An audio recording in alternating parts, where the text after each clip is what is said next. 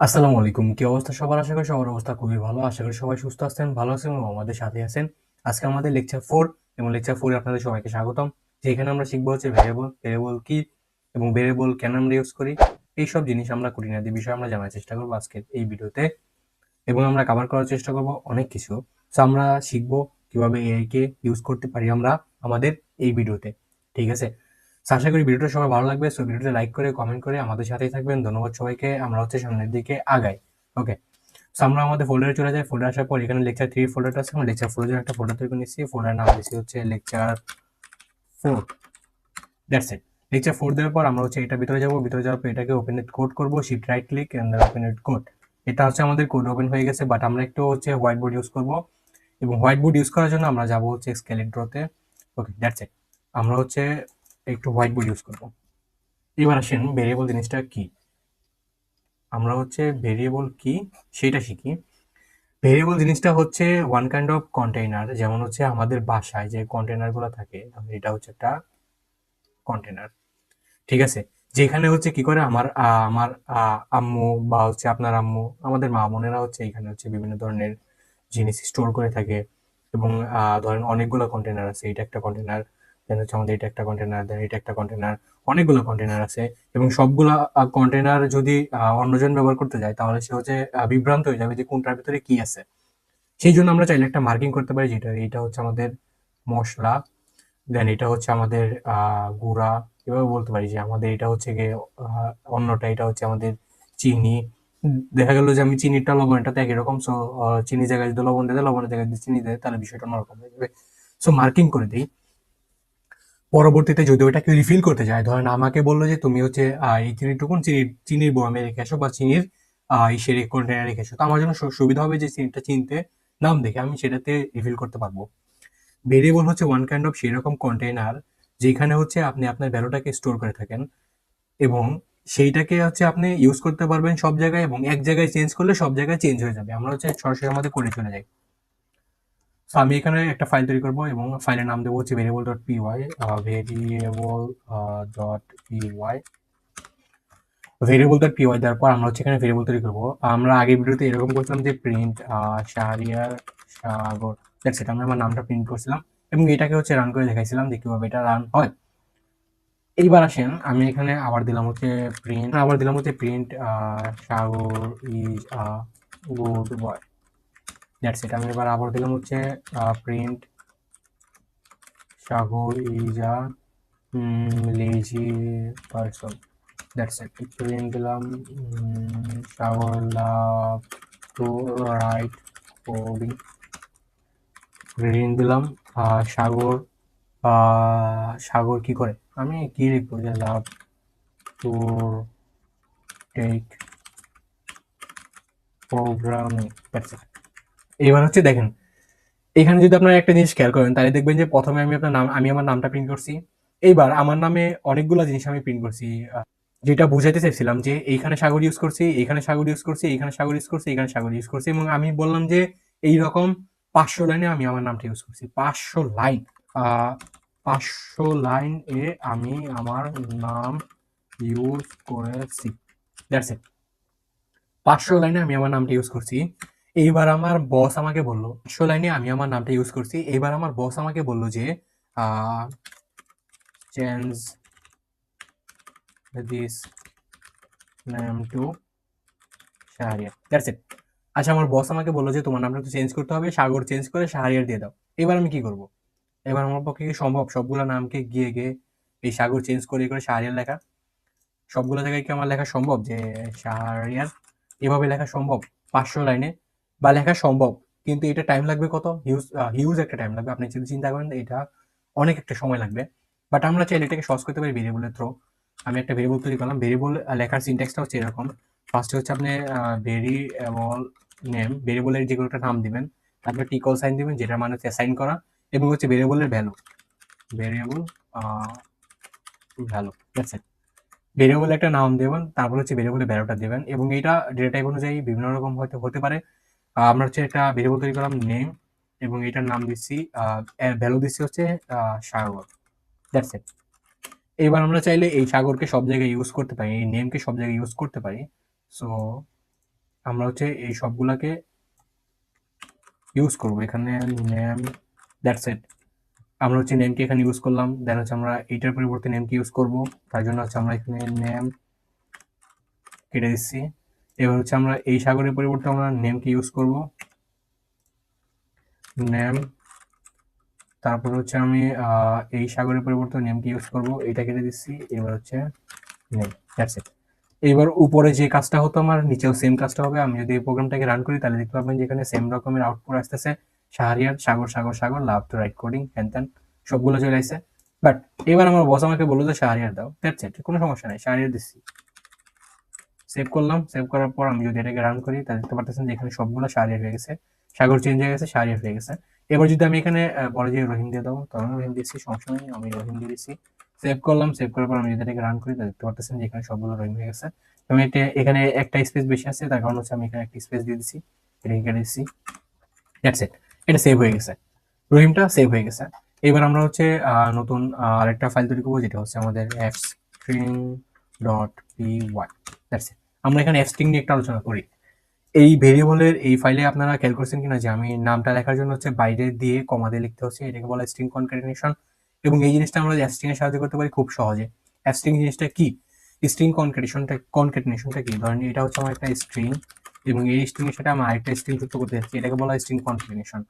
ওকে, so এই জিনিসটা এতটা আমাদের মানে কষ্ট করে বোঝার দরকার নেই। আমরা হচ্ছে একটা ভেরিয়েবল তৈরি করে যে ভেরিয়েবলের নাম দিচ্ছি হচ্ছে নেম, এবং এই ভেরিয়েবলের নাম দেওয়ার পর আমরা হচ্ছে ভ্যালু দিলাম হচ্ছে শাহরিয়ার, সাগর, দ্যাটস ইট। আমি যদি এবার প্রিন্ট করি যে name is a good boy, that's it, name is a good বয়।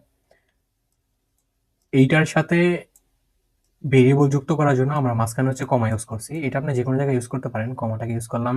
তাহলে আমি মাঝখানে ইউজ করবো ওয়ান্স প্রিন্ট, ধরেন আমি লিখলাম যে once upon a time, once upon a time name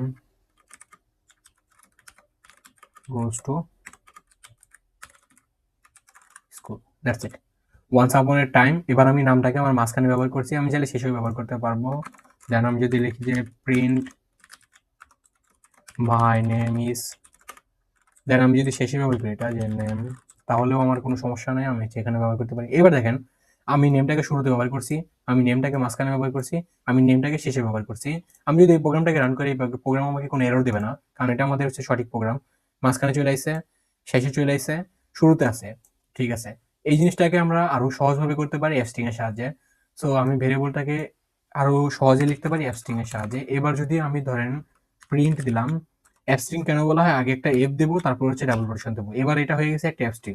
তো এবার যদি আমি লিখি যে মাই নেম ইজ শাহরিয়ার সাগর, আমি এখানে কমা দিয়ে নেম লেখা বাদ দিয়ে আমি এখানে লিখতে পারি সেকেন্ড ব্র্যাকেট দেবো, সেকেন্ড ব্র্যাকেট দেওয়ার পর সেকেন্ড ব্র্যাকেট দেবো, সেকেন্ড ব্র্যাকেট দেওয়ার পর আমরা এখানে যদি লিখে দিই নেম, তাহলে হচ্ছে আমাদের ওই উপরের কাজটা, মানে হচ্ছে এই উপরের কাজটা আমাদের এখানে হয়ে গেছে স্ট্রিং এর সাহায্যে। স্ট্রিং মানে এফ দেওয়ার পর আমি যদি এইটাকে এইভাবে ব্যবহার করি তাহলে হচ্ছে এটা অ্যালাউ, আমি এটা চাইলে খুব সহজে করতে পারি, যে কোনো জায়গায় এই ভেরিয়েবলকে আমরা ইউজ করতে পারি স্ট্রিং এর সাহায্যে। মাই নেম ইজ শাহরিয়ার সাগর, আমাদের এটা পারফেক্টলি ওয়ার্ক করতেছে। এবার চাইলে আমি আরেকটা ভেরিয়েবল তৈরি করতে পারি, say for example age, age equal to দিলাম হচ্ছে 20 এবং ইউনিভার্সিটি, ইউনিভার্সিটি ইকুয়াল টু দিলাম হচ্ছে city university,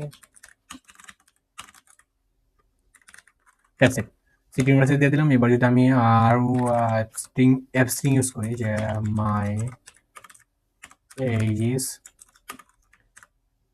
sorry for that, my age is, আমরা হচ্ছে এখানে এইজটাকে ইউজ করবো, দেন হচ্ছে আমরা আরেকটা প্রিন্ট স্টেটমেন্ট নিব এবং এইখানে বলতে পারি যে মাই ইউনিভার্সিটি নেম ইজ, এবার হচ্ছে আমি ইউনিভার্সিটির নামটা লিখতে পারি ইউনিভার্সিটি, দ্যাটস ইট। সেভ করে নিচ্ছি, সেভ করে নেওয়ার পর আমি যদি এটাকে রান করি তাহলে হচ্ছে আমি আমার ইউনিভার্সিটির নাম এবং আমার এইজ দুইটা আমি হচ্ছে এখানে দেখতে পাবো। এইবার আপনাদের যে জিনিসটা বোঝাবো সেটা হচ্ছে যে এই 20 এবং ডাবল কোটেশনের বিষয়টা, সেটা হচ্ছে আমরা নেক্সট লেকচারে জানবো, যেটা হচ্ছে ডেটা টাইপ বলা হয়। এবং আরো অনেক জিনিস আমরা শিখবো আস্তে আস্তে। আপনাদের ভিতরে যতগুলো কোশ্চেন আছে এই মুহূর্তে রাইট নাও আপনাদের মনে যতগুলো কোশ্চেন আছে, সবগুলো কোশ্চেনকে আপনারা হচ্ছে কমেন্ট বক্সে দিয়ে যাবেন এবং আমি সবগুলো কোশ্চেনটাকে দেখবো। সবার সব ধরনের কোশ্চেন, মনের ভিতরে যত কোশ্চেন আছে সব আমি দেখবো, আমি একটা একটা অ্যান্সার করার চেষ্টা করবো। এবার আমরা চলে যাবো হচ্ছে আমাদের গুগল ক্রোমে। গুগল ক্রোমে আসার পর আমরা চলে যাবো গুগল জেমিনাই আসার পর আমরা এটা যা করব, ওকে, আমরা চলে আসছি হচ্ছে আমাদের গুগল জেমিনাইকে লিখবো হচ্ছে naming rule for variable declaration in Python. Naming rule for variable declaration in Python. পাইথনের নেমিং রুল আছে যেটা হচ্ছে আমাদের জানা দরকার এবং এআই আমাদেরকে হেল্প করতেছে এটা শেখার জন্য। তো এখানে দেখেন কিছু রুলস আছে যেগুলো আমাদের জানতে হবে, যেমন স্টার্ট উইথ লেটার আন্ডারস্কোর। আমাদের হচ্ছে আমরা হচ্ছে আন্ডারস্কোর দিয়ে এবং লেটার দিয়ে শুরু করতে পারবো, বাট কোনো নাম্বার দিয়ে আমরা হচ্ছে ভেরিয়েবল নাম শুরু করতে পারবো না। আমি যদি এখানে একটা ফাইল তৈরি করি naming rule dot PY, that's it. Naming রুলটা দেখবো আমরা যদি হচ্ছে এখানে underscore my name equal to Shahriar Sagar print underscore my name, এটা কিন্তু পারফেক্টলি ওয়ার্ক করবে। আমরা যদি এটাকে রান করি এটা পারফেক্টলি ওয়ার্ক করবে এবং মাই নেম শাহরিয়ার সাগর এটা চলে আসে। কিন্তু আমি যদি এটাকে এভাবে না লিখে আমি যদি এটাকে এভাবে লিখতাম যে ওয়ান মাই নেম, তাহলে এখানে কিন্তু এরর চলে আসে, কারণ আমরা হচ্ছে আগে কোনো সংখ্যা আমরা লিখতে পারবো না। এখানে যদি আমরা অ্যাড দিই তাহলে আমাদের এরর চলে আসে। এখানে যে কোনো কিছু দিলে আমাদের এরর চলে আসবে। আমাদের মাস্ট হচ্ছে একটা লেটার দিয়ে শুরু করতে হবে, নয়তো আমাদের কি করতে হবে আন্ডারস্কোর দিয়ে শুরু করতে হবে। আমরা আন্ডারস্কোর দিয়ে শুরু করতে পারবো, আমরা লেটার দিয়ে শুরু করতে পারবো, কিন্তু কোনো নাম্বার আমরা দিতে পারবো না। এবার যদি আমরা আবার যাই আমাদের জেমিনাইতে, এখানে আরো কিছু রুলস আছে, যেমন হচ্ছে আমরা এভাবে লিখতে পারি আমাদের ভেরিয়েবলের নামটা। দেন হচ্ছে আমরা স্পেশাল ক্যারেক্টার আর ইউজ করতে পারবো না আমরা আমাদের ভেরিয়েবলের ভিতরে, যেমন হচ্ছে @, তারপর হচ্ছে $, পার্সেন্টেজ, তারপর হচ্ছে মাইনাস, এগুলো আমরা চাইলে ইউজ করতে পারবো না। হাইফেন, এগুলো আমরা চাইলে ইউজ করতে পারবো না। কেস সেন্সিটিভিটি হবে আমাদের ভেরিয়েবলের ভিতরে, যেমন হচ্ছে আমরা যদি লিখি যে আমরা একটা ভেরিয়েবল তৈরি করলাম যে নেম, এবং এটার ভিতরে আমরা একটা ভ্যালু দিলাম হচ্ছে হৃদয়, দ্যাটস ইট। এবার আমরা যদি একটা ভেরিয়েবল তৈরি করি নেম, এটার ভিতরে দিলাম হচ্ছে গিয়ে লিটল, দ্যাটস ইট। সেভ করলাম। এবার দুইটা কিন্তু আলাদা আলাদা ভেরিয়েবল হয়ে গেছে, নাম কিন্তু সেম, নেম, এটার নামও নেম, বাট এটা টোটালি লোয়ার কেস, এটা হচ্ছে টোটালি আপার কেস। এখানে নামের পরিবর্তন আছে এবং আমাদের দুইটা আলাদা আলাদা কাজ করবে। বা আমি যদি এরকম লিখি এম ই নেম, এবার দিলাম হচ্ছে আমি সিয়াম, দ্যাটস ইট। এই তিনটা কিন্তু আলাদা আলাদা ভেরিয়েবল। আমরা চাইলে এটাকে এই তিনটাকে চেক করতে পারি। আমি যদি প্রিন্ট দিই, ফার্স্টে দিলাম হচ্ছে আমি নেম, দ্যাটস ইট। আবার আমি হচ্ছে প্রিন্ট দিই, আমি তারপর দিলাম হচ্ছে নেম, ঠিক আছে। এবার যদি আমি প্রিন্ট দিই, তারপর দিলাম নেম, ঠিক আছে। তিনটাই হচ্ছে আমরা প্রিন্ট করব, তিনটা আলাদা আলাদা প্রিন্ট দেখাবে আমাদেরকে, আশা করা যায়। তো এখানে হৃদয়, লিটন, সিয়াম তিনটা আলাদা আলাদা ভেরিয়েবলে কাজ করতেছে আমাদের হচ্ছে এই তিনটা নামে। তার মানে আমাদের এখানে কেস সেন্সিটিভিটিস আছে, আমাদের এটা মাথায় রাখতে হবে। এবং রিজার্ভ কিওয়ার্ড আছে, সেগুলো আমাদের ব্যবহার করা যাবে না। আমি যদি চাই একটা ভেরিয়েবলের নাম দিলাম হচ্ছে ইম্পোর্ট ইকুয়াল টু হচ্ছে শাহরিয়ার, এটা যদি এভাবে লিখি, এই জিনিসটা হচ্ছে আমাদের টোটালি রং, কারণ এই ইম্পোর্টটা পাইথনের ভিতরে অন্যভাবে ইউজ করা হয়। মানে এই ইম্পোর্টটা পাইথনের ভিতরে অলরেডি রিজার্ভ। আমি রিজার্ভ কিওয়ার্ড যেগুলো আছে সেগুলোকে আমরা চাইলে ইউজ করতে পারবো না। যেমন হচ্ছে একটা লুপ আছে ফর লুপ, আমি যদি ফর ইকুয়াল টু হচ্ছে নাথিং বা যে কোনো কিছু দিই, সেটা কি কখনো সম্ভব? সেটা সম্ভব না, কারণ অলরেডি ফর নামে পাইথনে কিছু একটা আছে, পাইথনে ফর নামে অলরেডি একটা জিনিস আছে, ফর লুপ আছে। সো আমি এইটাকে চাইলে হচ্ছে একটা ভেরিয়েবলের নাম হিসেবে ডিক্লেয়ার করতে পারবো না। তারপরে আমাদের আরো অনেক কিছু গাইড করছে এআই, আপনারা চাইলে এগুলো সার্চ করে করে পড়ে নিতে পারবেন। আমরা চাইলে যদি reserve keyword, RESERVED reserve keyword in Python লিখে যদি এআই কে দেই, তাহলে হচ্ছে আমাদের রিজার্ভ কিওয়ার্ড গুলো দিয়ে দিবে। যেমন হচ্ছে এই সবগুলো হচ্ছে রিজার্ভ কিওয়ার্ড, এগুলো চাইলে আপনি ইউজ করতে পারবেন না। আপনারা চাইলে এখান থেকে স্ক্রিনশট দিয়ে নিতে পারেন, বা হচ্ছে আপনারা এটাকে করতে পারেন। আপনারা হচ্ছে নোটসের মধ্যে এগুলো পেয়ে যাবেন অবশ্যই। নোটসটা কিভাবে পাবেন ডেসক্রিপশনে সব লিঙ্ক দেওয়া আছে, আপনারা চাইলে এটাকে স্ক্রিনশট দিতে পারেন, বা হচ্ছে আপনারা নিজে নিজে এক্সপ্লোর করতে পারেন জেমিনাই থ্রু। এইটাই হচ্ছে আমাদের নেমিং রুল। এইখানে আমরা ভেরিয়েবল শিখলাম, স্ট্রিং শিখলাম, নেমিং রুল শিখলাম। মোটামুটি আমাদের ভেরিয়েবল কভার করা শেষ। আশা করি যে এইটা নিয়ে কারো কোনো কোশ্চেন নেই বা থাকা উচিত নয়। তারপরে যদি কোশ্চেন থাকে, আপনার সব কোশ্চেন সবকিছু আমাদের হচ্ছে কমেন্ট বক্সে দিয়ে যাবেন। ধন্যবাদ সবাইকে এই পর্যন্ত থাকার জন্য। ভালো থাকবেন, সুস্থ থাকবেন এবং আমাদের সাথে থাকবেন। আসসালামু আলাইকুম।